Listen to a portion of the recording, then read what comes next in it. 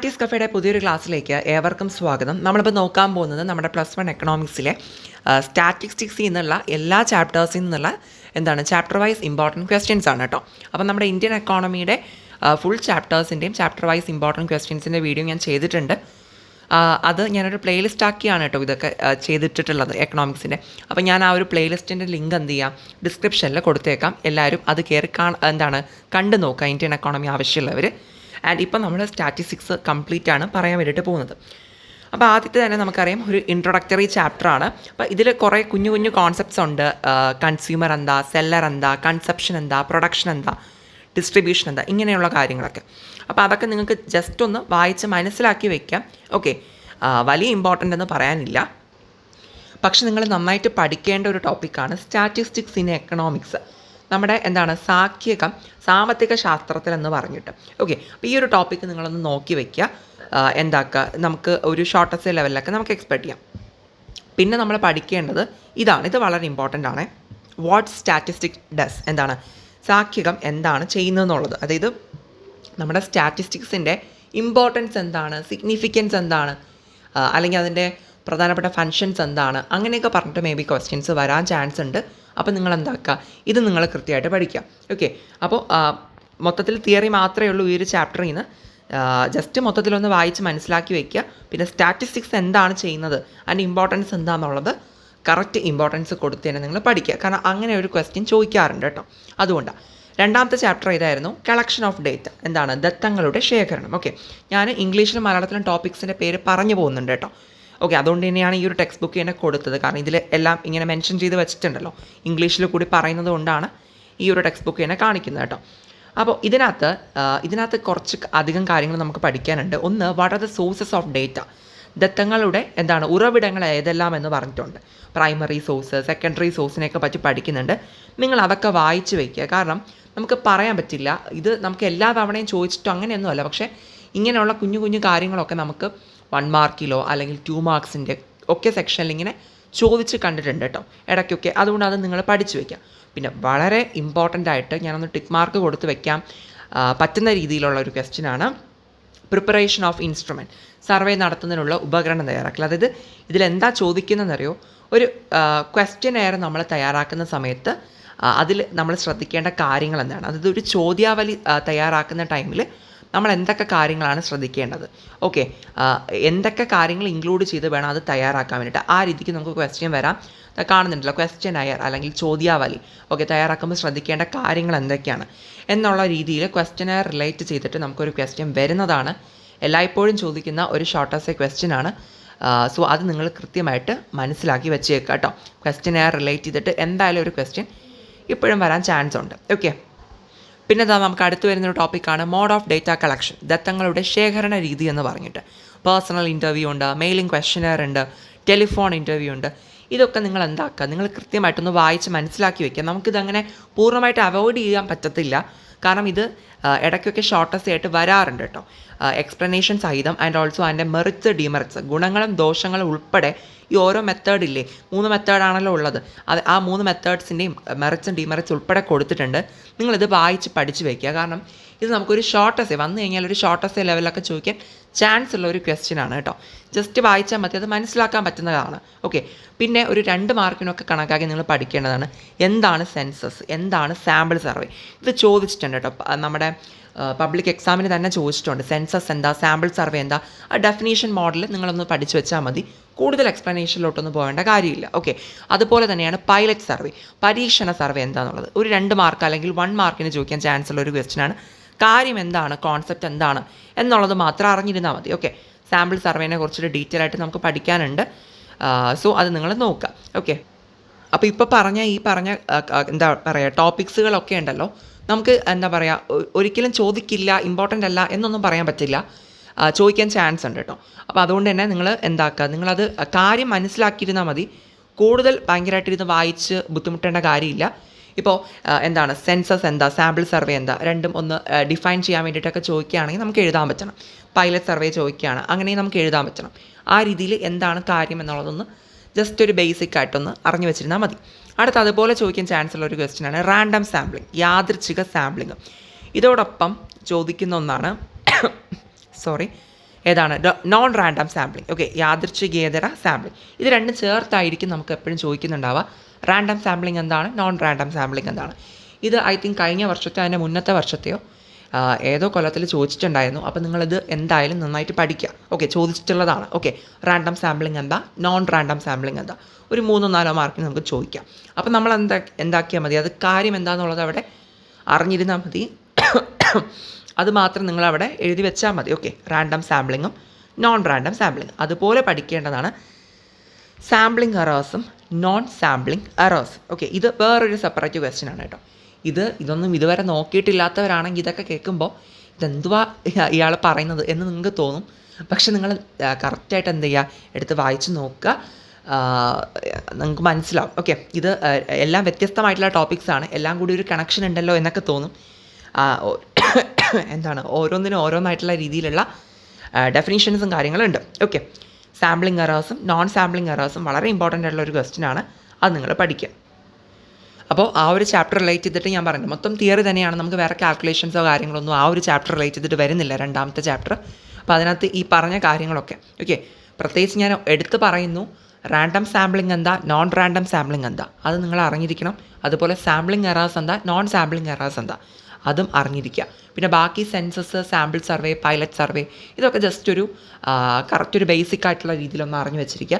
പിന്നെ ആദ്യം പറഞ്ഞൊരു കാര്യം, ഡേറ്റ എങ്ങനെയാണ് കളക്ട് ചെയ്യുന്നതെന്നുള്ളത്, പേഴ്സണൽ ഇൻ്റർവ്യൂ, മെയിലിംഗ് ക്വസ്റ്റ്യനെയർ, അതിൻ്റെ മെറിറ്റ്സ് ഡിമെറിറ്റ്സ് ഉൾപ്പെടെ അതൊരു സെപ്പറേറ്റ് ഷോർട്ടസ് ആക്കി അതുകൂടി നിങ്ങൾ പഠിക്കാം. ഓക്കെ, അത്രയും കാര്യങ്ങൾ ജസ്റ്റ് ഒന്ന് നോക്കി വെക്കുക കേട്ടോ. എളുപ്പമാണ്, വായിച്ചാൽ മനസ്സിലാക്കാൻ പറ്റുന്നതാണ്. ഓക്കെ, ഇനി നമ്മുടെ തേർഡ് ചാപ്റ്ററാണ് ഓർഗനൈസേഷൻ ഓഫ് ഡേറ്റ, ദത്തങ്ങളുടെ ക്രമീകരണം. ഓക്കെ, സോ നമുക്കിതിൽ നിന്ന് നോക്കാം.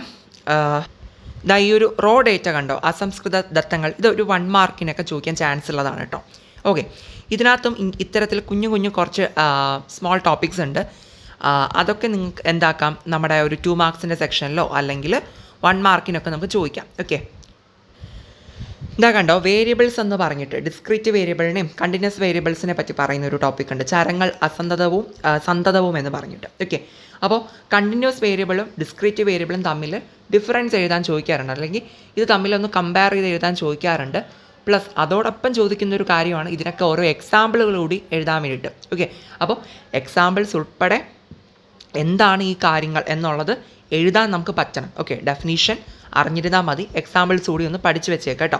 ഓക്കെ, നമ്മൾ എന്താ പറയുക, സ്റ്റാറ്റിസ്റ്റിക്സ് എന്ന് പറയുമ്പോൾ ഫുള്ള് കണക്ക് മാത്രമല്ല, നമുക്കറിയാം ഇങ്ങനെയുള്ള കുറച്ച് എന്താണ് തിയറി പോർഷൻസ് കൂടിയുണ്ട്. അതുകൂടി പഠിച്ചാലേ നമുക്ക് നല്ല മാർക്ക് കിട്ടും. എളുപ്പമാണ് പഠിക്കുക എന്ന് പറയുന്നത് കേട്ടോ, ഈ ഒരു തിയറിയൊക്കെ. പിന്നെ നമുക്കറിയാം ഫ്രീക്വൻസി ഡിസ്ട്രിബ്യൂഷൻ, ഇതൊരു മസ്റ്റ് ആയിട്ട് ചോദിക്കുന്ന ഒരു ക്വസ്റ്റ്യൻ ആണ്. അതായത് എന്താണ്, കാൽക്കുലേഷനാണ് ഇതിൽ നിന്ന് ചോദിക്കുന്നത്. ഫ്രീക്വൻസി ഡിസ്ട്രിബ്യൂഷൻ ടേബിൾ ഉണ്ടാക്കാൻ വേണ്ടിയിട്ട് ചോദിക്കാറുണ്ട്. I think most of the എല്ലാ മീൻസ് മെജോറിറ്റി പിള്ളേർക്കും അറിയുന്നുണ്ടായിരിക്കും ഇത് ചെയ്യാൻ വേണ്ടിയിട്ട്, കാരണം എളുപ്പമുള്ളൊരു കാൽക്കുലേഷൻ ആണല്ലോ. Okay, so frequency distribution table ഉണ്ടാക്കാൻ ഉറപ്പായിട്ടൊരു ചോദ്യം നമുക്കൊരു 3-4 ആ ഒരു ഷോർട്ടസ്റ്റ് സെക്ഷനിൽ നമുക്ക് എക്സ്പെക്റ്റ് ചെയ്യാം. അത് നിങ്ങളെല്ലാവരും നമ്മൾ മറ്റേ ടാലി മാർക്കൊക്കെ വരച്ച് പഠിച്ചിട്ടില്ലേ ഒരു കാര്യം. ഓക്കെ, ആ ഒരു കാര്യം നിങ്ങൾ കൃത്യമായിട്ട് ആ ടേബിൾ വരയ്ക്കാനും ഒക്കെ അത് ചെയ്യാൻ വേണ്ടിയിട്ട് ഫ്രീക്വൻസി ഡിസ്ട്രിബ്യൂഷൻ ടേബിൾ എല്ലാവരും കൃത്യമായിട്ട് പഠിച്ചിട്ട് പോകാം കേട്ടോ. പിന്നെ അത് അങ്ങോട്ട് പോകുന്ന ടൈമിൽ നമുക്ക് ക്ലാസ്സസിനെ പറ്റി പഠിക്കാനുണ്ട്. ഓക്കെ, ദെൻ ക്ലാസ് ലിമിറ്റുകളെ പറ്റിയിട്ട്, okay, inclusive class, exclusive class എന്നൊക്കെ പറഞ്ഞിട്ട് കുറച്ച് കാര്യങ്ങൾ പറയുന്നുണ്ട്. ഇതൊക്കെ നിങ്ങൾ എന്ത് ചെയ്യുക. പിന്നെ ലോവർ ലിമിറ്റിനെ പറ്റിയിട്ട്, അപ്പർ ലിമിറ്റ് എന്നൊക്കെ പറഞ്ഞിട്ട് കുറച്ച് കോൺസെപ്റ്റുകൾ വരുന്നുണ്ട് ഇതിനകത്ത്. ഓക്കെ, അതൊക്കെ നിങ്ങൾ എന്താണ് കാര്യം എന്നുള്ളത് അറിഞ്ഞു വെക്കുക. ഓക്കെ, നമുക്കതൊക്കെ 1 മാർക്കിൻ്റെ സെക്ഷനിലോ 2 മാർക്കിൻ്റെ സെക്ഷനിലോ ഒക്കെ ചോദിക്കാറുണ്ട് കേട്ടോ. ഡെഫിനീഷൻ എന്താണ്, മീൻസ് എന്താണ്, ഇപ്പോൾ എന്താണ് ലോവർ ക്ലാസ് ചോദിക്കുകയാണ്, അപ്പോൾ ലോവർ ക്ലാസ് എന്ന് വെച്ചാൽ എന്താണ്, ഓക്കെ, എന്നുള്ളൊരു കാര്യം നമുക്ക് വേണം. ഓക്കെ, അപ്പോൾ അത് നമുക്കപ്പോൾ അങ്ങനെയെങ്കിൽ നമുക്ക് 1 വേർഡ്സ് കൂടി നമുക്ക് മാർക്ക് സ്കോർ ചെയ്യാൻ പറ്റും. അപ്പോൾ ഇങ്ങനെയുള്ള ടോപ്പിക്സുകൾ ഇതിനകത്തുണ്ട്, അതൊക്കെ നിങ്ങൾ നോക്കുക കേട്ടോ. ഏത് വേണോ ചോദിക്കാം, നമുക്ക് ഇന്നത് തന്നെ വരാം എന്ന് പറയാൻ പറ്റില്ല. ഇങ്ങനെയുള്ള ടോപ്പിക്സിൽ നിന്ന് എവിടെ നിന്ന് വേണോ നമുക്കെടുത്ത് 1 മാർക്കിനൊക്കെ നമുക്ക് ചോദിക്കാറുണ്ട്. ഇതാണ് നമ്മൾ നേരത്തെ പറഞ്ഞ ഫ്രീക്വൻസി ഡിസ്ട്രിബ്യൂഷൻ ടേബിൾ കേട്ടോ, ആ ഒരു ടാലി മാർക്ക് ചെയ്യുന്ന ഒരു കാര്യം. പിന്നെ അതുപോലെ തന്നെ ഈ ഒരു ചാപ്റ്ററിൽ നിന്ന് നിങ്ങൾ ശ്രദ്ധിക്കേണ്ട ഒരു ക്വസ്റ്റ്യനാണ്, ഒരു കാൽക്കുലേഷൻ മീൻസ് ഒരു ക്വസ്റ്റ്യനാണ് ഫ്രീക്വൻസി അറേ. ഓക്കെ, അപ്പോൾ ഫ്രീക്വൻസി അറേ കൺസ്ട്രക്ട് ചെയ്യാൻ വേണ്ടിയിട്ടെന്ന് പറഞ്ഞിട്ട് നമുക്ക് ക്വസ്റ്റ്യൻ വരാറുണ്ട്, ചോദിച്ചിട്ടുണ്ട് റീസെൻ്റ് ആയിട്ടും. അപ്പോൾ അത് നിങ്ങൾ പഠിച്ചു വെക്കുക കേട്ടോ. ഓക്കെ, കുറച്ച് ഡേറ്റ തന്നിട്ട് ഫ്രീക്വൻസി അറേ ചെയ്യാൻ വേണ്ടിയിട്ട് ചോദിക്കാറുണ്ട്. അപ്പം ആ ഒരു ടോപ്പിക്ക് അത് നിങ്ങൾ വിട്ടു പോകരുത്. ഓക്കെ, ഫ്രീക്വൻസി ഡിസ്ട്രിബ്യൂഷൻ ടേബിൾ മാത്രമല്ല, ഫ്രീക്വൻസി അറേ കൂടി നിങ്ങൾ നോക്കുക. അതാ ഇവിടെ സെപ്പറേറ്റ് ആയിട്ട് കൊടുത്തിട്ടുണ്ട് ഫ്രീക്വൻസി ആരെ ആവൃത്തി നിര എന്നാണ് പറഞ്ഞിട്ടുള്ളത് കേട്ടോ. അപ്പോൾ അത് നിങ്ങൾ കൃത്യമായിട്ട് നോക്കിയിട്ട് പോകണം കേട്ടോ. നമ്മളത് പ്രത്യേകിച്ച് അങ്ങനെ അധികം ശ്രദ്ധിക്കാത്ത കാര്യമാണ്. പിന്നെ അതാ ഇവിടെ കണ്ടോ ബൈവറൈറ്റി ഫ്രീക്വൻസി ഡിസ്ട്രിബ്യൂഷൻ, ഇതൊക്കെ ഒരു 1 മാർക്കിന് ചോദിക്കാം കേട്ടോ. കൂടുതൽ അതിലോട്ടൊന്നും പോകണ്ട. ജസ്റ്റ് ഞാൻ പറഞ്ഞല്ലോ നമുക്ക് കുറച്ച് അധികം കോൺസെപ്റ്റുകൾ ഇതിനകത്തുണ്ട്. അതൊക്കെ നിങ്ങൾ ഡീറ്റെയിൽ ആയിട്ട് പഠിക്കേണ്ട കാര്യമില്ല. പക്ഷേ ഒരു 1 മാർക്ക് 2 മാർക്ക് ലെവലിൽ കാര്യം എന്താണെന്നുള്ളത് അറിഞ്ഞു വെച്ചിരുന്നാൽ മതി. ഓക്കെ, കാരണം ഈ സ്റ്റാറ്റിസ്റ്റിക്സിൽ നിന്ന് അങ്ങനെയുള്ള പോർഷൻസിൽ നിന്നൊക്കെ നമുക്ക് 1 വേർഡ്സ് വരും. ഞാൻ നേരത്തെ പറഞ്ഞ കാര്യമാണല്ലോ. ഇനി നമുക്ക് വരുന്നത് 4ാമത്തെ ചാപ്റ്ററാണ്, ദത്തങ്ങളുടെ അവതരണം, പ്രസൻറ്റേഷൻ ഓഫ് ഡേറ്റ അല്ലേ. നമുക്ക് വരയ്ക്കാനൊക്കെ പറ്റുന്ന മീൻസ് ഇൻട്രസ്റ്റിംഗ് ആയിട്ടുള്ള ഒരു ചാപ്റ്ററാണ് അല്ലേ. ഇതാ എവിടെ കാണുന്നുണ്ടോ ക്രൊണോളജിക്കൽ ക്ലാസിഫിക്കേഷൻ, കാലാനുസൃത വർഗീകരണം, അതുപോലെ തന്നെ സ്പേഷ്യൽ ക്ലാസിഫിക്കേഷൻ, സ്ഥലീയ വർഗീകരണം അല്ലേ. ഇതൊക്കെ നമുക്ക് 2 മാർക്സ് അല്ലെങ്കിൽ 1 മാർക്കിനൊക്കെ ചോദിക്കുന്ന 2 മാർക്കിനൊക്കെ ചോദിക്കുന്ന കോൺസെപ്റ്റ് എന്താണ് ടോപ്പിക്കുകളാണ്. അതൊക്കെ ജസ്റ്റ് നിങ്ങളൊന്ന് വായിച്ച് വെച്ചേക്കാം. പിന്നെ ഇതാ അടുത്തൊരു പ്രധാനപ്പെട്ട ചോദ്യമാണ്, ഒരു തിയറി ക്വസ്റ്റ്യനാണ്. ദത്തങ്ങളുടെ എന്താണ് പട്ടികപ്പെടുത്തലും പട്ടികയുടെ ഭാഗങ്ങളും. Okay, tabulation of data and parts of a table. ടേബിളിൻ്റെ പാർട്സ് ഏതൊക്കെയാണെന്നുള്ളത് നമുക്ക് കഴിഞ്ഞ വർഷവും ചോദിച്ചിട്ടുള്ളൊരു ക്വസ്റ്റ്യനാണ്. അതോ അതിൻ്റെ മുന്നത്തെ കൊല്ലമാണോ എന്ന് എനിക്കറിയില്ല. എന്തായാലും ഈ ഒരു 24 or 25 ഇതിലേതോ ഒന്നിൽ ചോദിച്ചിട്ടുണ്ട് കേട്ടോ. അപ്പോൾ പാർട്സ് ഓഫ് എ ടേബിൾ നിങ്ങൾ നന്നായിട്ട് പഠിക്കുക, ഇമ്പോർട്ടൻ്റ് ആണ്. ഷോർട്ടസ് ഒക്കെ ആയിരിക്കും ചോദിക്കുന്നുണ്ടാവുക. ഇതെവിടെ ഓരോ എന്താ പറയുക പോയിൻറ്റ്സ് ആയിട്ട് കൊടുത്തിട്ടുണ്ട്. അതിൻ്റെ എക്സ്പ്ലനേഷൻ സഹിതം ജസ്റ്റ് ഒന്ന് വായിച്ച് മനസ്സിലാക്കിയിട്ട് പോവുക. ഒരു ടേബിളിൻ്റെ പാർട്സ് എന്തൊക്കെയാണ്. ഓക്കെ, കുറച്ചധികം കാര്യങ്ങളുണ്ട്. അത് വളരെ ഇമ്പോർട്ടൻ്റ് ആണ് കേട്ടോ. അത് അങ്ങനെ എന്താണ് മസ്റ്റായിട്ട് പഠിച്ചിട്ട് പോവേണ്ട ഒരു ക്വസ്റ്റ്യൻ തന്നെയാണ്. ഓക്കെ, പിന്നെ നമുക്ക് വരയ്ക്കാനാണ് കൂടുതലും വരുന്നത്. സിമ്പിൾ ബാർ ഡയഗ്രാം വരുന്നുണ്ട് അല്ലേ, multiple bar diagram, compound bar diagram വരുന്നുണ്ട്. ഓക്കെ, അപ്പോൾ ഇത് 3 നിങ്ങൾ വരയ്ക്കാൻ പഠിക്കുക. നമുക്കൊന്നും സ്കിപ്പ് ചെയ്യാനില്ല, കാരണം ഇതിൽ നിന്ന് ഏത് വേണോ ഏത് ബാർ ഡയഗ്രാമത്തിനെ പറ്റിയിട്ടും ക്വസ്റ്റ്യൻസ് വരാറുണ്ട്. ഓക്കെ, കഴിഞ്ഞ തവണ കമ്പോണൻറ്റ് ബാർ ഡയഗ്രാം ആയിരുന്നു ചോദിച്ചിട്ടുണ്ടായിരുന്നു കേട്ടോ. അപ്പോൾ സിമ്പിൾ ബാർ ഡയഗ്രാം അത് നിങ്ങൾ വരയ്ക്കാൻ വേണ്ടിയിട്ട് പഠിക്കുക. ആൻഡ് എന്താക്കുക ബാക്കി മൾട്ടിപ്പിളും കോമ്പോണൻറ്റും ഒക്കെ നിങ്ങൾ കൃത്യമായിട്ട് എന്താണ് ഇതാ കണ്ടല്ലോ അത് നിങ്ങൾ കൃത്യമായിട്ട് വരയ്ക്കാനായിട്ട് നോക്കുക. ഓക്കെ, ഞാനിങ്ങനെ പറയുന്നതിനിടയ്ക്ക് നന്നായിട്ട് ചുമ വരുന്നുണ്ട് കേട്ടോ. അതാണ് ഞാനിങ്ങനെ നിർത്തി പറഞ്ഞു പോകുന്നത്. നിങ്ങൾക്ക് ബുദ്ധിമുട്ടുണ്ടാവുന്നുണ്ടോ എന്ന് എനിക്കറിയില്ല. ഓക്കെ, സോ അടുത്ത് വരുന്നൊരു ടോപ്പിക്കാണ് പൈ ഡയഗ്രാം. അപ്പോൾ ഞാൻ പറഞ്ഞല്ലോ ബാർ ഡയഗ്രത്തിൽ സിമ്പിൾ, മൾട്ടിപ്പിൾ, കോമ്പൗണ്ട് അത് 3 നിങ്ങൾ വരയ്ക്കാൻ പഠിക്കുക. ആൻഡ് നെക്സ്റ്റ് നിങ്ങൾ പഠിക്കേണ്ടത് പൈ ഡയഗ്രാമാണ്. ഓക്കെ, പൈ ഡയഗ്രാം വരയ്ക്കുമ്പോൾ നിങ്ങൾ എന്താക്കുക വരയ്ക്കാൻ പഠിക്കുന്നതൊക്കെ ഓക്കെ, പോകുന്ന ടൈമിൽ ഈ പ്രൊട്രാക്ടർ അങ്ങനെ സ്കെയിൽ ബാക്കി സംഭവങ്ങളൊക്കെ കൊണ്ടുപോവുക. കോമ്പസ് ജോമെട്രി ബോക്സ് ഫുള്ളായിട്ട് കൊണ്ടുപോവുക. അറിയാമല്ലോ ഇപ്പോൾ അന്നേരം നമുക്ക് അപ്പുറത്തും ഇപ്പുറത്തും നോക്കാനോ വറക്കാനോ പറ്റത്തില്ല. അപ്പോൾ നിങ്ങൾ എന്തായാലും ആവശ്യമുള്ള കാര്യങ്ങൾ ഓക്കെ ടൂൾസ് എന്തൊക്കെയാണോ അതെല്ലാം നിങ്ങൾ കൊണ്ടുപോകട്ടെ, നിങ്ങൾക്ക് ഓരോരുത്തർക്കും ആവശ്യമുള്ള കാര്യങ്ങളൊക്കെ. സോ പിന്നെ ഫ്രീക്വൻസി ഡയഗ്രാം വരയ്ക്കാൻ വരുന്നുണ്ട്. പിന്നെന്താ അതിൽ തന്നെ ഫ്രീക്വൻസി പോളിഗൺ, ഫ്രീക്വൻസി കർവ്, പിന്നെ ഹിസ്റ്റോഗ്രാം വരയ്ക്കാൻ വരുന്നുണ്ട്. ഇതൊക്കെ നിങ്ങൾ എന്താക്കുക നിങ്ങളൊന്ന് വരച്ച് പഠിച്ചിട്ട് പോകണം കേട്ടോ. ഓക്കെ, കാരണം നമുക്കത് പറയാൻ പറ്റത്തില്ല, അത് ചോദിക്കില്ല അങ്ങനെയൊന്നും പറയാൻ പറ്റില്ല. ഏത് വേണോ ചോദിക്കാൻ ചാൻസ് ഉണ്ട്. അതിൽ തന്നെ ഇപ്പോൾ ഏറ്റവും ഇമ്പോർട്ടൻ്റ് ആയിട്ട് പറയുമ്പോൾ സിമ്പിൾ ബാർ ഡയഗ്രാം വളരെ ഇമ്പോർട്ടൻ്റ് ആണ്, പൈ ഡയഗ്രാം വളരെ ഇമ്പോർട്ടൻ്റ് ആണ്, കാരണം റിപ്പീറ്റ് ചെയ്ത് ചോദിച്ചിട്ടുള്ളതാണ്. ഓക്കെ, ഇതാക്കണ്ടോ ഫ്രീക്വൻസി പോളിഗൺ ഒക്കെ വരുന്നുണ്ട്. പിന്നെ നിങ്ങൾ ഈ ഒരു ചാപ്റ്ററുമായിട്ട് ബന്ധപ്പെട്ട് പഠിക്കേണ്ടത് ഒജീവാണ്. ഓക്കെ, ഒജീവ് വരയ്ക്കാൻ വേണ്ടി പഠിക്കുക. ഒജീവ് അഥവാ സഞ്ചിത ആവൃത്തി വക്രം അല്ലേ, ക്യുമുലേറ്റീവ് ഫ്രീക്വൻസി കർവ് എന്ന് നമുക്ക് പറയാം. അപ്പോൾ നിങ്ങൾ ഈ 2 പേര് നിങ്ങൾ അറിഞ്ഞു വെച്ചിരിക്കുക. ചിലപ്പോൾ നമ്മുടെ അടുത്ത് ക്വസ്റ്റ്യൻ ചോദിക്കുന്നത് ഒരു ക്യുമുലേറ്റീവ് ഫ്രീക്വൻസി കർവ് വരയ്ക്കൂ എന്ന് പറഞ്ഞിട്ടുണ്ട്. അപ്പോൾ നമ്മളിത് എന്താണ് സംഭവം എന്ന് വിചാരിക്കരുത്, ഒജീവാണ് അവിടെ ചോദിക്കുന്നത് കേട്ടോ. അപ്പോൾ ആ 2 പേരും നിങ്ങൾ ഓർത്ത് വെച്ചേക്കുക. എങ്ങനെ വേണോ ക്വസ്റ്റ്യൻ വരാം. അപ്പോൾ എന്താക്കുക നിങ്ങൾ ഒജീവ് നന്നായിട്ട് വരയ്ക്കാൻ പഠിച്ചിട്ട് പോവുക. ഇതൊക്കെ ഒരു ഷോർട്ടസ്റ്റ് ലെവലിലൊക്കെ ആയിരിക്കും കേട്ടോ. മീൻസ് ഒരു 4-5 മാർക്കിനൊക്കെ ആയിരിക്കും വരയ്ക്കാൻ ചോദിക്കുന്നുണ്ടാവുക. എളുപ്പമാണ് വരയ്ക്കാൻ അറിഞ്ഞു കഴിഞ്ഞാൽ എല്ലാവർക്കും അതിൽ നിന്ന് മാർക്ക് സ്കോർ ചെയ്യാൻ പറ്റും. അപ്പോൾ ആരും ഇതൊന്നും സ്കിപ്പ് ചെയ്യരുത്. ഓക്കെ, ബാർ ഡയഗ്രത്തിൻ്റെ കാര്യം, പൈ ഡയഗ്രാം, ഈ ഓരോ ഒജീവും കാര്യങ്ങളൊക്കെ കേട്ടോ, കാരണം ഇതൊക്കെ അത്രയും ഇമ്പോർട്ടൻ്റ് ആയിട്ടുള്ള കാര്യമാണ്. ഇനി നമുക്ക് വരുന്നത് നമ്മുടെ 5ാമത്തെ ചാപ്റ്ററാണ് മെഷേഴ്സ് ഓഫ് സെൻട്രൽ ടെൻഡൻസി അല്ലേ, കേന്ദ്ര പ്രവണതാ മാനകങ്ങൾ എന്ന് പറയുന്ന നമ്മുടെ 5th ചാപ്റ്ററാണ്. ഇതിൽ നിങ്ങൾക്ക് എല്ലാവർക്കും അറിയാം, പ്രത്യേകിച്ച് പറയേണ്ട കാര്യമില്ല. 8 മാർക്കിന് എന്താണ് ഉറപ്പായിട്ടും ചോദിക്കുന്ന ക്വസ്റ്റ്യനാണ് മീൻ മീഡിയൻ മോഡ് അല്ലേ. ഷുവർ ക്വസ്റ്റ്യനാണ്, എല്ലാ വർഷവും ചോദിക്കുന്നതാണ്. ഓക്കെ, നമ്മൾ ഇന്ത്യൻ എക്കോണമിയിൽ പോവർട്ടി എലിവേഷൻ പ്രോഗ്രാംസ് പഠിക്കണമെന്ന് പറയുന്ന പോലെ സ്റ്റാറ്റി എന്ന് പറയുന്നതാണ് ഈ ഒരു മീൻ മീഡിയൻ മോഡിൻ്റെ കണക്ക്. നിങ്ങൾ കൃത്യമായിട്ട് ചെയ്ത് പഠിച്ചിട്ട് പോവുക. ഇക്വേഷൻസ് അറിഞ്ഞിരുന്നു കഴിഞ്ഞാൽ ചെയ്യാൻ പറ്റുന്നതാണ് എല്ലാവർക്കും. അപ്പോൾ 8 മാർക്ക് നമ്മൾ ഇപ്പോഴേ സെറ്റാക്കാൻ പറ്റുന്നതാണ്. ഓക്കെ, അപ്പോൾ നിങ്ങൾ ഇക്വേഷൻസ് പക്ഷേ അറിഞ്ഞിരിക്കുക, അത് അങ്ങോട്ടും ഇങ്ങോട്ടോ മാറിപ്പോകാൻ പാടില്ല. ആ ഒരു ക്വസ്റ്റ്യൻ ഓക്കെ അത് നിങ്ങൾ കൃത്യമായിട്ട് മനസ്സിലാക്കുക കേട്ടോ. പിന്നെ ഈ ഒരു ചാപ്റ്റർ റിലേറ്റ് ചെയ്തിട്ട് എന്തെങ്കിലുമൊക്കെ വൺ വേർഡ്സും ചിലപ്പോൾ ഒക്കെ വരാറുണ്ട് കേട്ടോ.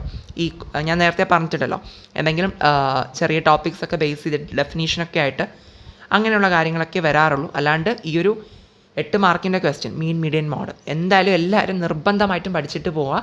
ഓക്കെ, ഇനി നമുക്ക് വരുന്ന ചാപ്റ്ററാണ് കോറിലേഷൻ, സഹബന്ധം എന്ന് പറയുന്നത് അല്ലേ. അപ്പോൾ കോറിലേഷൻ ഒരു ഇമ്പോർട്ടൻറ്റ് ചാപ്റ്റർ തന്നെയാണ്.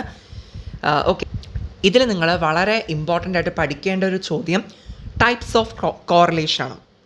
സഹബന്ധത്തിൻ്റെ വിവിധ തരങ്ങൾ എന്തൊക്കെയാണെന്നുള്ളത്. ഓക്കെ, സോ ഇതാ കാണുന്നുണ്ടാവും. സാധാരണയായി സഹബന്ധത്തെ പോസിറ്റീവ് സഹബന്ധം, നെഗറ്റീവ് സഹബന്ധം എന്നിങ്ങനെ തരംതിരിച്ചിരിക്കുന്നു എന്നൊക്കെ പറഞ്ഞിട്ട് കൊടുത്തിട്ടുണ്ട്. അത് നിങ്ങൾ കൃത്യമായിട്ട് വായിച്ചിട്ട് പോകും. അവിടെ വായിക്കുക മാത്രമല്ല, ഈ ഗ്രാഫുകൾ വളരെ ഇമ്പോർട്ടൻ്റ് ആണ്. പോസിറ്റീവ് സഹബന്ധം കൊടുത്തിട്ടുണ്ട്, means positive correlation, negative correlation, okay, perfect positive correlation ഉണ്ട്, നോ കോറിലേഷൻ ഉണ്ട്, പെർഫെക്റ്റ് നെഗറ്റീവ് കോറിലേഷൻ ഉണ്ട്. അങ്ങനെ ഒരു 5 ഡയഗ്രാംസ് അവിടെ കാണാം. ഇത് 5ഉം എല്ലാ കുട്ടികളും കൃത്യമായിട്ട് വരച്ച് പഠിച്ചിട്ട് പോവുക. ടൈപ്സ് ഓഫ് കോറിലേഷൻ എന്ന് പറഞ്ഞ് നമുക്ക് ക്വസ്റ്റ്യൻ വരുന്നതാണ്. ഒരു 4-5 മാർക്കിനാണ് വരിക, കൂടുതലും 5 മാർക്കിനൊക്കെ കേട്ടോ. അപ്പോൾ ഈ ഒരു 5 ഡയഗ്രാം അവിടെ വരച്ച് ഒന്ന് കൊടുത്തു കഴിഞ്ഞാൽ, ജസ്റ്റ് കുറച്ചൊരു എക്സ്പ്ലനേഷനൊക്കെ എഴുതി കഴിഞ്ഞാൽ സുഖമായിട്ട് അത്രയും മാർക്ക് കിട്ടുന്നതാണ്. ഓക്കെ, എളുപ്പത്തിൽ അറ്റൻഡ് ചെയ്യാൻ പറ്റുന്നതാണ്. ഈ 5 ഡയഗ്രാം ഒന്ന് വരച്ച് പഠിച്ചിട്ട് പോയാൽ മതി. ഓക്കെ, സോ അത് നിങ്ങളെല്ലാവരും ശ്രദ്ധിക്കുക കേട്ടോ. ടൈപ്സ് ഓഫ് കോറിലേഷൻ നമുക്ക് ചോദിക്കുന്ന ഒരു ക്വസ്റ്റ്യൻ ആണ്. ഇനി നമുക്ക് Karl Pearson's coefficient of correlation relate ചെയ്തിട്ട് ഒരു എന്താ പറയുക കണക്ക് ചോദിക്കാറുണ്ട് അല്ലേ, കാൽക്കുലേഷൻ ചോദിക്കാറുണ്ട്. നമ്മുടെ ഇക്വേഷൻ നിങ്ങൾ കാണുന്നുണ്ടല്ലോ, ഒരു വലിയ ഇക്വേഷനൊക്കെ ഇട്ട് നമ്മൾ പഠിച്ചിട്ടുള്ളതാണ്. സോ അത് നിങ്ങൾ പഠിക്കുക. മീൻസ് അപ്പോൾ ക്വസ്റ്റ്യൻ നമുക്ക് ചോദിക്കുന്നത് Karl Pearson's coefficient of correlation കണ്ടുപിടിക്കാനായിരിക്കും കേട്ടോ. സോ അത് നിങ്ങൾ പഠിക്കുക. ഇക്വേഷൻ ഉണ്ട്, ഇക്വേഷൻ മനസ്സിലാക്കി കഴിഞ്ഞാൽ ഇക്വേഷൻ കുറച്ച് പാടാണ്, പക്ഷേ പിന്നെ ചെയ്യാനായിട്ട് മൊത്തത്തിൽ നമുക്ക് ഈസി ആയിട്ട് പെട്ടെന്ന് ചെയ്തെടുക്കാൻ പറ്റും കേട്ടോ. ഇക്വേഷൻ തെറ്റാതെ ഓർമ്മിച്ചിരുന്നാൽ മാത്രം മതിയാവും. ഓക്കെ, അപ്പോൾ നിങ്ങൾ കോഎഫിഷ്യൻ്റ് ഓഫ് കോറിലേഷൻ റിലേറ്റ് ചെയ്തൊരു കണക്ക് വരും എന്നുള്ളത് മനസ്സിലാക്കുക, ഇമ്പോർട്ടൻ്റ് ആയിട്ട് പഠിക്കുക.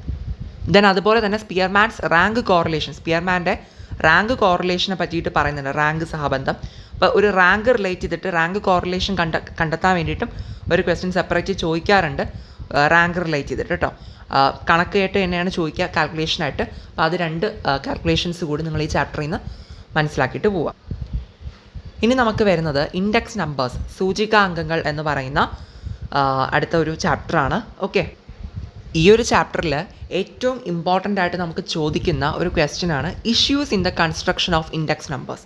സൂചികാംഗങ്ങളുടെ നിർമ്മിതിയിലുള്ള പ്രശ്നങ്ങൾ എന്തെല്ലാമാണെന്നുള്ളത് കേട്ടോ. ഇത് ഒരു പക്ക തിയറി പോർഷനാണ്. നിങ്ങളെല്ലാവരും കൃത്യമായിട്ട് പഠിക്കുക എന്തൊക്കെ ഇഷ്യൂസാണ് ഇൻഡെക്സ് നമ്പേഴ്സ് ഉണ്ടാക്കുമ്പോൾ വരുന്നതെന്നുള്ളത്. ഓക്കെ, സോ ഇത് കൃത്യമായിട്ട് നോക്കിയിട്ട് പോകേണ്ട ക്വസ്റ്റ്യനാണ്, മസ്റ്റായിട്ട് എല്ലാവരും പഠിക്കുക.